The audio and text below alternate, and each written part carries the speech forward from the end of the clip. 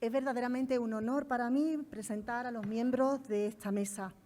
Y lo es por ser grandes historiadores y referentes en el esclarecimiento de la verdadera historia de nuestro país, que no es la que nos enseñaron cuando éramos pequeños y la que estudiamos, no la historia deformada impuesta por los vencedores de la guerra, sino toda la verdad y nada más que la verdad.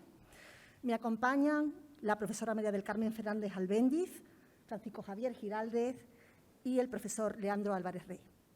Y es un honor también, como miembro del patronato de la Fundación para el Desarrollo de los Pueblos de Andalucía, FUDEPA, que con mucho esfuerzo sigue adelante en su empeño y en el de su fundadora, la UGT de Andalucía, en contribuir a conservar nuestra historia, que es común a la de nuestra tierra. Y un honor también como representante de la soberanía popular, como lo fueron los protagonistas del libro, personas que pagaron con su vida el compromiso con sus ideales y seguir el mandato de sus representados. La mayoría de ellos, además, de mi partido, del PSOE, que era un partido muy importante, ya con gran penetración entonces en nuestra tierra. No en vano, como se menciona en el prólogo, que es una clase de historia en sí mismo, no es extraño, por tanto, que fuera en Andalucía donde se registraron las mayores matanzas de la Guerra Civil, ya que Andalucía era uno de los más importantes bastiones de la izquierda en España. Y la derecha, por poner un ejemplo, en las elecciones de la República solo obtuvo en torno a un 17% de los escaños, de un 100%. Dicen que la verdad es la primera víctima de la guerra. Pues 90 años después sigue siendo necesaria la búsqueda de la verdad para hallar la justicia, la reparación y la garantía de no repetición. Aspiraciones que como sociedad democrática estamos obligados y obligadas a perseguir. Muchas gracias a los miembros de esta mesa por contribuir de manera tan trascendental a ello. Este libro es la denuncia pública de 26 magnicidios ejecutados sistemática y conscientemente al inicio de la guerra, como garantía de terror y muy probablemente también para evitar que las Cortes Generales se volvieran a reunir. Gracias, profesora, por haber puesto el foco en estos protagonistas, nuestros caídos por la República y por la patria. María Carmen Fernández Albéndiz es profesora titular y doctora en Historia Contemporánea de la Universidad Hispalense. Sus líneas de investigación están centradas en la memoria histórica y en la historia de género. Desde 1995 está adscrita al grupo de investigación titulado Política y Políticos Andaluces, 1868-1936, y forma parte también de varios proyectos de investigación dedicados al estudio de la represión franquista. Como la secretaria general de UGT Andalucía ha hablado de varios de sus libros, no me voy a extender más y le doy la palabra.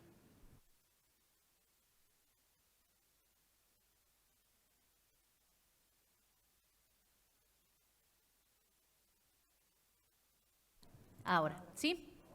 Bien, muchas gracias. Bien, buenas tardes, les decía. Muchas gracias a todos por su presencia.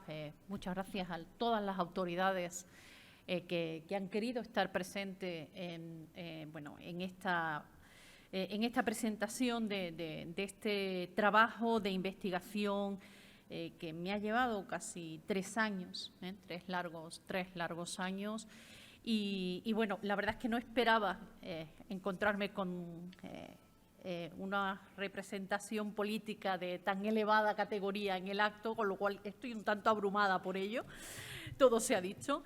Pero bueno, me honra que hayan querido estar todos aquí. Por lo tanto, como no puede ser de otra manera, mi agradecimiento a todos y cada uno de ellos por estar aquí, mi agradecimiento a todas las personas, amigos, familiares, compañeros de investigación, hombres y mujeres en general que quieren recuperar, que quieren rescatar del olvido a todos estos diputados y a todas estas personas que dieron su vida por la democracia. Pero sobre todo y muy particularmente me gustaría expresar mi profundo agradecimiento a FUDEPA, a la Fundación para el Desarrollo de los Pueblos de Andalucía, que es realmente quien pone en marcha este proyecto. son los que me buscan para poner en marcha este proceso de investigación que, como les decía, me ha llevado 3 años, y muy especialmente pues, a la persona con la que más directamente he estado en contacto todo este tiempo, que es Pepa Castillejo. No sé qué habría hecho sin ella en estos 3 años. Me ha animado, me ha prestado todo el apoyo del mundo y ha tenido una infinita paciencia, porque esto se suponía que iba a ser un proyecto rápido. En 1 año lo íbamos a sacar. Bueno, ha tardado 3 años. ¿Por qué ha tardado tanto tiempo? Bueno, aparte de porque mi docencia y mi trabajo en la universidad pues, no es fácil de compatibilizar con la escritura, pero sobre todo porque cuando empecé a investigar, y ya partía de la base de que no iba a ser un trabajo de investigación sobre fuentes primarias, básicamente mi idea era recopilar toda la bibliografía que existía y empezar a trabajar sobre esa base, aunque estaba siempre abierto el tema de las fuentes primarias. El primer problema que me encuentro cuando empiezo a recopilar información es la disparidad. Cómo en un libro dice una cosa, en otro dice otra, no coinciden, y eso crea un auténtico caos a la hora de querer plasmar la verdad. Bueno, ¿quién dice la verdad? ¿Quién tiene información errónea? ¿De dónde viene esa información errónea? Todo ese rastreo, todo ese trabajo minucioso de investigación, pues es lo que ha alargado tanto en el tiempo en principio, proyecto pues prácticamente de lo que iba a ser un curso, y terminó siendo mucho más largo. Pero, bueno, poco a poco la madeja se fue desenredando y conseguimos poner en pie pues, este libro que les presentamos hoy aquí. ¿Por qué este título? ¿Por qué lo he llamado Caídos por la República y por la Patria? Bueno, como historiadora, pero sobre todo como profesora de historia, siempre he pensado que en este país tenemos una asignatura pendiente desde los tiempos de la transición. Tenemos muchas, pero esta es una de ellas, que es la recuperación de los conceptos y de símbolos que fueron secuestrados por la dictadura y que no hemos sido capaces de retomar. Y entre ellos está la palabra patria. La palabra patria sigue, a mi modo de ver, secuestrada. Y yo quería rescatarla para la democracia y ponerla en su contexto. De ahí ese título de Caídos por la República y por la Patria. Porque, bueno, aunque caídos por Dios y por la patria, como todos saben, fue una frase que posiblemente Franco no acuñó, pero que lo convirtió en uno de los eslóganes más repetidos de su régimen. Con él se hacía referencia a las víctimas del bando sublevado durante la Guerra Civil o durante la Cruzada, como también la llamaron. Bueno, esos héroes de los golpistas fueron rescatados, fueron enterrados con dignidad, sus nombres aparecen en placas, en cementerios, es decir, ese trabajo está hecho. Yo quería rescatar y visibilizar los nombres de aquellos que fueron borrados de la faz de la tierra durante toda la dictadura.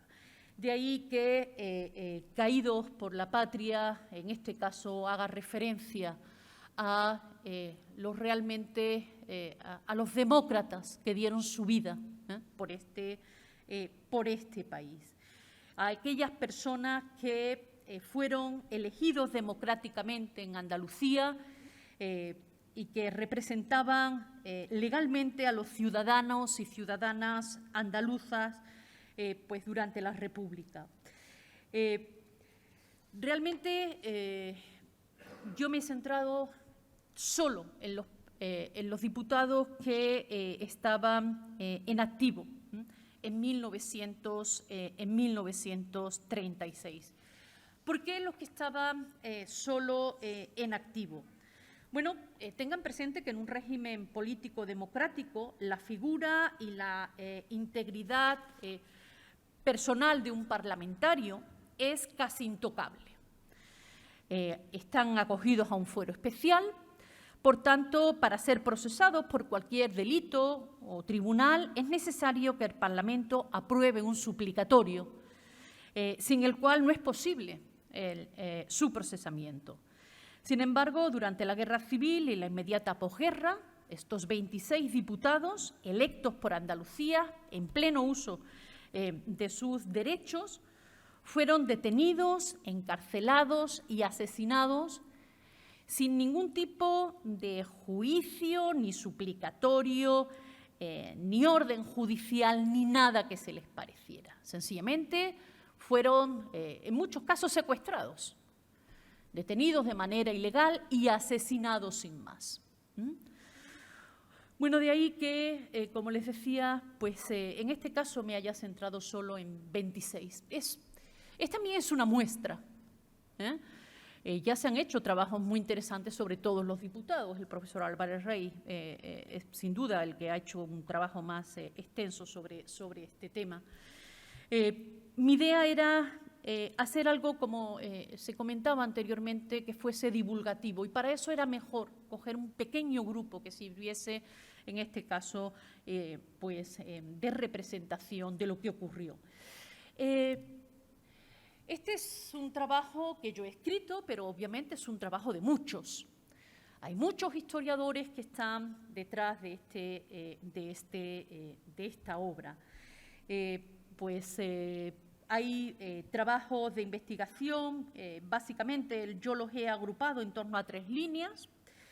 Obras sobre la labor de los diputados durante la Segunda República a nivel nacional o andaluz, obras generales sobre la sublevación y la guerra civil en Andalucía, y en sus diferentes provincias, y por último biografías individuales. En el primer grupo, como les comentaba, pues está las obras, esa magnífica trilogía, que son pues ese diccionario, que son los diputados por Andalucía de la Segunda República, 1931-1939, 3 tomos que escribió el profesor Álvarez Rey y que en él se pueden consultar las fichas de los más de 200 diputados andaluces entre 1931 y 1939, acompañado de un amplio estudio introductorio. También ha sido de gran utilidad la obra de Aurelio Martín Nájera, el Grupo Parlamentario Socialista durante la Segunda República, teniendo en cuenta que buena parte de esos diputados eran socialistas, pues también se convirtió en una obra imprescindible. Sobre el segundo bloque de obras con las que he estado trabajando, bueno, pues soy deudora de muchos trabajos, pues por contarles solo algunos, los tienen la mayoría ahí en la diapositiva, pues los trabajos de Alicia Domínguez y Diego Caro en Cádiz, de Francisco Moreno en Córdoba, de Rafael Gil Braceros e Isabel Brenes para Granada, de Juan Ortiz Villalba y de José María García Márquez, junto con Francisco Espinosa para Sevilla y para la provincia de Sevilla, el profesor Nadal en Málaga, todo un compendio de obras. Y luego hay un grupo de libros que me ha servido mucho, especialmente para estudiar lo que es el golpe de Estado desde el punto de vista militar. Para eso están los libros que ha escrito el doctor Joaquín Gil Onduvilla. Él es militar y esos libros están escritos desde el punto de vista militar, con lo cual son muy útiles para trazar lo que es todo el proceso de conspiración y de gestación y de desarrollo del golpe militar. Por supuesto, también pues, algunos de los libros que ya se han nombrado aquí, en los que he participado, el libro del botín de guerra en Andalucía, que coordinó pues, el profesor Fernando Martínez, y que es de donde hemos extraído los datos sobre todo lo que es la represión económica de los diputados, o el diccionario y algunas obras sobre represión de masonería que han visto la luz también bajo la dirección del profesor Martínez en varios grupos en los que hemos participado. Las monografías son menos. Por desgracia, ha sido difícil encontrar monografías, pero como se suele decir, a ver las haylas. Tenemos algunas monografías, pues está la biografía de José Polanco, la de Daniel Ortega, la de Cayetano Bolívar, la de José González Fernández de la Bandera. Muchas de estas obras están hechas por aficionados a la historia, pero no por eso son menos válidas. Quizás no tengan pues todo el cuerpo y todo ese peso que aportamos en la universidad, pero sin duda nos ayudan y mucho a la hora de hacer este tipo de trabajo. Bueno, como ven, este es el soporte de este libro. De aquí ha salido toda esa información que hemos tenido que cruzar, que rastrear en muchos casos hasta descubrir cuál era la verdad. Bueno, estamos hablando de 26 diputados, 26 diputados prácticamente de casi todas las provincias, andaluzas, y que me llevaron a plantearme cómo estructurar el libro. No quería ser un simple recopilación de datos. Quería hacer un libro, como me habían pedido, que fuese divulgativo.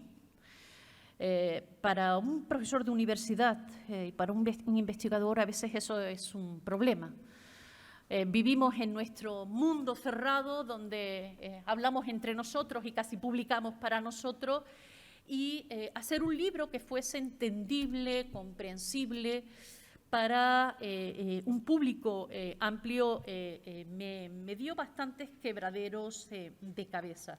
Lo primero que me planteé es ¿qué sabía la gente sobre la gestación del golpe de Estado?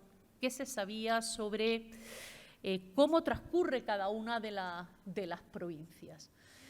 Porque no bastaba con poner las fichas, la biografía de cada uno de estos diputados. Había que saber en qué circunstancias tiene lugar su apresamiento. Había que saber cómo se llegaba a esa situación.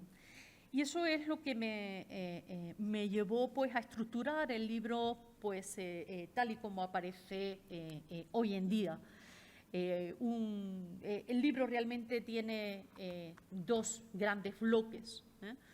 Un bloque titulado Elegidos por la Nación, donde, pues, como se decía antes, hago un recorrido por esa Andalucía de la Segunda República. Hablo sobre democracia y representación parlamentaria, hay que saber de qué estamos hablando. Y luego pues hago una pequeña biografía de cada uno de nuestros protagonistas. De hecho, se llama así: nuestros protagonistas sobreviven porque les recordamos. Y uno a uno he ido haciendo su biografía. No solo su biografía política, me interesaba también su recorrido vital, sus vivencias como personas. Estaban casados, no estaban casados, tenían hijos, no tenían hijos, qué habían estudiado, qué les interesaba, cuáles eran sus inquietudes. De unos he obtenido más información que de otros. Yo siempre tengo la esperanza que de un libro puedan salir otros muchos libros, que esta información sirva para que salgan a la luz más información y más libros. Bueno, como les decía, en este primer bloque, básicamente lo que hago es ese recorrido por la vida política y personal de estos 26 diputados. Y el segundo gran bloque es asesinados por representar la nación. Y es en este punto donde ya les hablo desde los inicios de la conspiración, cuando comienza a gestarse la conspiración. La conspiración no surge de la noche a la mañana, es algo que se viene gestando desde hacía tiempo y que estaba perfectamente organizado. Como cualquier conspiración, tiene sus enfrentamientos, tiene sus avances y sus retrocesos. Pero todo eso lo he intentado reflejar en el libro. Y cómo hay un momento en el mes de julio, en lo que yo llamo la tormenta perfecta, que es cuando tiene lugar el golpe de Estado y comienza el golpe de Estado fallido y comienza la guerra civil. Y ahí es donde me voy deteniendo, pues, provincia por provincia. Realmente no es tan… este es un dilema que tuvimos. ¿Metemos todas las provincias andaluzas? Hay provincias andaluzas en donde no hubo asesinatos. Si estamos hablando de los 26 diputados asesinados, yo opté, y esto fue una decisión mía, por hablar solo de aquellas provincias donde se hubiesen tenido lugar esos asesinatos. Eso me va a llevar a hablar de la sublevación en Sevilla y de la limpieza de Queipo, de la sublevación en Cádiz con López Pinto, de la sublevación en Córdoba con el que se conoce como el sanguinario Cascajo, la sublevación en Huelva con la columna minera y la traición de Haro, la sublevación en Granada con el siniestro José Valdés y, por último, la sublevación en Jaén, lo que hemos denominado, y otros historiadores también han denominado, el otro Guernica andaluz. Ahí ya voy desmenuzando todo lo que es esa sublevación en cada una de esas provincias. Y lo he intentado hacer en algunos casi hora a hora, porque cuando tiene lugar muchos de los diputados estaban dispersos por España, muchos estaban en Madrid. Cuando llega la noticia de la sublevación en Marruecos, el día 17, muchos diputados no saben qué hacer, volver a Andalucía, no volver. Bueno, algunos tardan en ponerse en marcha y la causa de su muerte muchas veces está relacionada por dónde los pillaron, dónde estaban en el momento de la sublevación. Algunos los cogieron en el tren de vuelta hacia Andalucía, otros consiguieron llegar, en el caso de los sevillanos, consiguieron llegar a Sevilla, pero por la rapidez que se desarrolla el golpe en Sevilla fueron arrestados y asesinados. Bueno, como les decía, en algunos casos he intentado casi seguir hora a hora el proceso y ver dónde estaban nuestros diputados en esos momentos. Y, bueno, cierro este punto de asesinados por la República con lo que he denominado la Gran Matanza, con un capítulo titulado En la impunidad de la noche, las ejecuciones sumarísimas de 1936.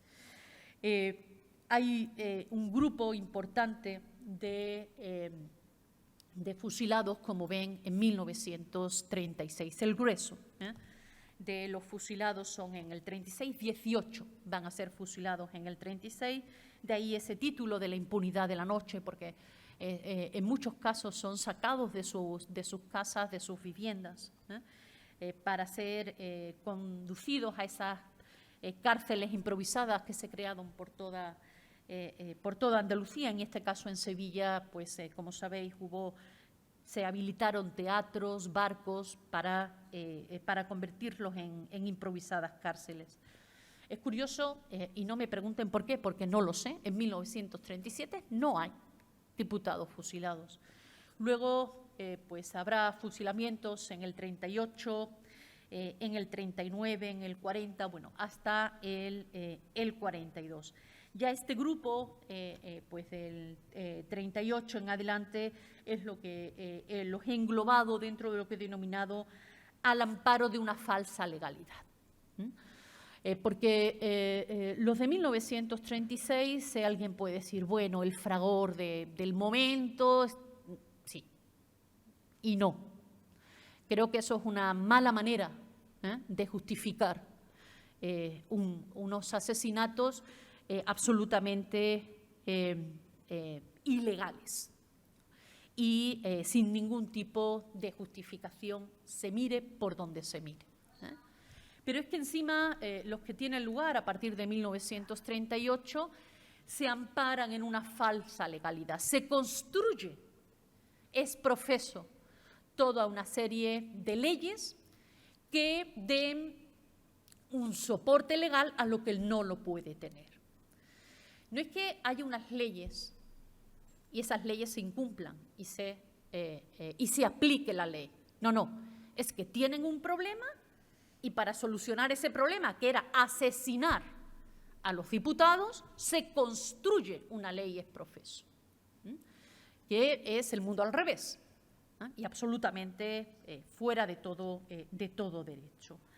Bueno, con el asesinato de nuestros diputados, como les decía, no se termina todo. Luego vendría el expolio de los muertos, como lo he denominado, la aplicación del Tribunal de Responsabilidades Políticas, el Tribunal de Represión de la Masonería. Bueno, ahí tienen los datos de los diputados asesinados por partidos políticos, como ya les han comentado antes, o los asesinados por circunscripción. Pero esto no deja de ser datos muy fríos. Antes el alcalde ha tenido a bien el ponerles los nombres. Yo me gustaría que me permitiesen, además de nombres, ponerles caras a cada uno de ellos. Ahí tienen ustedes los 4 diputados que serían asesinados por Cádiz: Gabriel González Tatabul, Manuel Muñoz Martínez, Daniel Ortega Martínez y Rafael Calvo Cuadrado, cuya familia tuvo la valentía de publicar una esquela el día después de su asesinato y de dar una misa por su alma. Para eso hay que ser muy valiente en 1936. Diputados por Cádiz, diputados por Córdoba. En este caso también tenemos a 4 diputados fusilados: Antonio Bujalance López, Vicente Martín Romera, Manuel Castro Molina y Bautista Garcés Granel. Si se fijan, algunas fotos no son de muy buena calidad. Hasta ese punto ha llegado el olvido. Rescatar las fotos ha sido una tarea ardua. El profesor Álvarez Rey lo sabe mucho mejor que yo, que fue el que inició todo este proceso. Muchas fotos han sido cedidas por él y por su trabajo de investigación, pero como ven, algunas no ha habido manera de encontrar fotos de mejor calidad. En el caso granadino, además, como saben, hubo las elecciones de febrero de 1936, hubo serias acusaciones de juego sucio, hubo toda una serie de manifestaciones que al final consiguieron que esas elecciones fuesen anuladas y se convocasen unas nuevas elecciones para el mes de mayo. Son estos diputados salidos de estas elecciones de mayo los que tienen ustedes ahí. Pues Ricardo Corro Moncho, que además fue gobernador civil, Ernesto Fernández Jiménez, Antonio Martín García, Miguel Rodríguez Molina, José Palanco Romero o Francisco Menoyo Barrios. En el caso de Huelva, a ver si quiere pasar. No sé, ahora. En el caso de Huelva solo tenemos un asesinado. Huelva aporta 7 diputados, pero solo uno de ellos acabaría asesinado, que fue Juan Gutiérrez Prieto, que intentó huir por la frontera portuguesa, pero no lo consiguió y al final terminaría siendo asesinado. También por su implicación con los mineros de Río Tinto. En Jaén habría 3 asesinados, pues Juan López Quero, Alejandro Pérez Caruana y Juan Lozano Ruiz. Estos jieneses morirían entre el mes de agosto del 36 y enero del 40. En el caso de Málaga, pues ahí tienen a Antonio Acuña Carballar, a Cayetano Bolívar Escribano, a Luis Dorado Duque, José María Roldán Sánchez de la Fuente, que es uno de esos diputados que no es asesinado en Andalucía, sino en el norte, en Fuenterrabía, y que es uno de los diputados que no es asesinado por los golpistas, sino por milicianos anarquistas afines a la República, que cuando entran en la zona norte, pues van a terminar por pillar a este diputado, que consideraban un diputado de derechas, y lo van a terminar asesinando. En el caso de Sevilla, tenemos cuatro diputados: Manuel Barrio Jiménez, Víctor Adolfo Carretero, José González Fernández de la Bandera y José Moya Navarro. En Sevilla, como saben, se producen algunas de esas llamadas famosas sacas del kilómetro 4, que es donde pues terminan asesinando a Manuel Barrios y terminan también asesinando a José González Fernández de la Bandera. Todos ellos, como les decía, diputados en activos asesinados, pero que forman parte de una élite. Me preocupaba un tanto por qué estos y no otros. Lo que quiero que entiendan que estos 26 hombres solo son la representación de otros muchos que no tienen voz y que jamás le podremos poner cara. Como muchos sabemos sus nombres, y eso con suerte. Hay también una masa importante de andaluces que fueron asesinados y que jamás podremos saber sus nombres, y que probablemente tampoco recuperemos sus restos. Yo he hablado de los asesinatos, pero como comentaba Fernando, no hay que olvidar que hay otras formas de represión. Está la represión económica, está la represión social, está la represión de las familias que permanecieron. Muchas de estas familias que perdieron a sus maridos, a sus padres, van a quedar en la más absoluta indigencia. Y no solo en la más absoluta indigencia, sino que además, al estar estigmatizados, no van a encontrar un trabajo con el que poder sacar adelante a su familia. Bueno, después de esto, el día de la victoria, una larga dictadura, pero realmente la victoria es con lo que quiero cerrar esta presentación. La victoria es esto. La victoria es 1977, el primer Parlamento de la democracia, que de alguna manera restaura lo que nunca se debió de terminar. Bueno, lo dejo aquí, no sé si me he extendido mucho. Muchas gracias.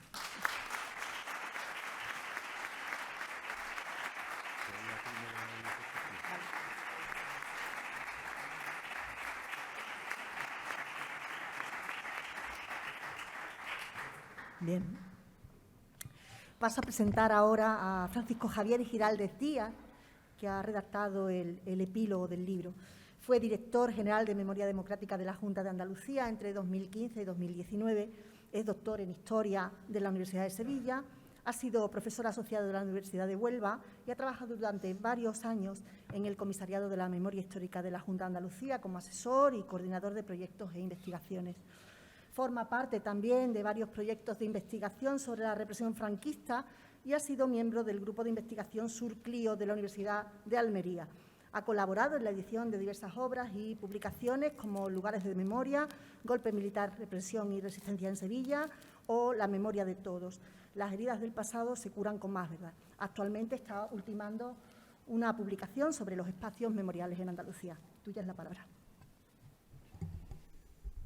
Muchas gracias, Nieves.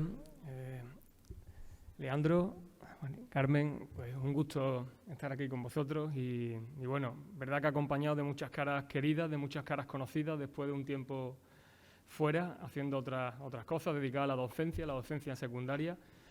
Y bueno, primero agradecimientos, ¿no? El primer agradecimiento es a la UGT de Andalucía, a FUDEPA, por permitirme, por darme la oportunidad de participar en este libro, por hacer el epílogo de este libro, que es una reflexión política, histórica también, que ahora os quiero contaros muy brevemente.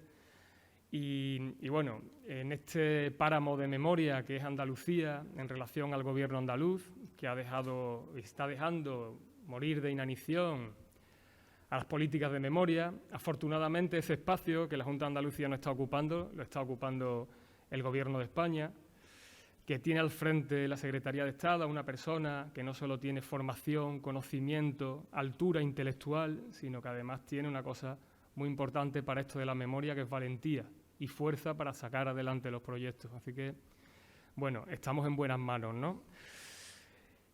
Yo quería también agradecer a la UGT de Andalucía la elección de la investigadora, de la profesora que ha hecho posible este libro, porque Carmen Fernández Albendi, Mari Carmen Fernández Albendi, es una investigadora, una profesora de la universidad muy escrupulosa, muy detallista, una persona que cada dato que tenemos en este libro está plenamente contrastado, una persona que le ha dado muchas vueltas a este libro, de acuerdo, de aquella primera parte que yo tuve la oportunidad de leer a esta, y que el libro ha mejorado sustancialmente, y creo que cuando se hace memoria con esa categoría intelectual, con esos datos, es poco refutable.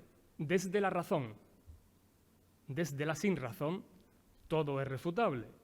Y ahí es donde yo un poco quería profundizar y es donde yo en mi libro he intentado hacer un par de reflexiones que yo no voy a contar aquí, ahí lo tienen ustedes, si tienen a bien lo leerán. Una reflexión primero sobre dos conceptos con los que se frivoliza últimamente demasiado, ¿no? Uno es fascismo y otro es patria, ¿no? A fuerza de llamarnos fascistas unos a otros permanentemente, yo creo que frivolizamos un término que tiene una carga muy, muy importante, que nos tiene que dar pavor, por lo tanto, cuando lo pronunciemos con la boca segura. El otro es patria, un término del que se ha apropiado una parte de la ultraderecha o de la derecha y que nos mira con recelo a los demás, como si no fuéramos patriotas, como si la patria a nosotros no nos interesara, ¿no? Un debate entre totalitarismo y constitucionalismo, como decía antes la secretaria general Carmen Castilla. Ahí es donde a mí me parece que los demócratas tenemos que poner el foco. Ahí es donde, no quiero llamarlo batalla, pero donde este diálogo entre rojos, azules, etcétera, etcétera, tenemos los demócratas que poner el foco. Los constitucionalistas, nosotros, contra los totalitarios. Y ahí es donde yo profundizo. ¿Por qué? Porque el totalitarismo siempre ha intentado sistemáticamente destruir, lo primero, las sedes parlamentarias, el Parlamento y a sus representantes. Lo hizo Mussolini en el año 24, con el asesinato de Giacomo Matteotti. ¿de acuerdo? Y la posterior retirada del Aventino, y ese Parlamento no se volvió a abrir hasta 1945. Lo hizo Hitler, metiéndole fuego al Reichstag en el año 33. Lo intentó hacer Tejero con el 23F.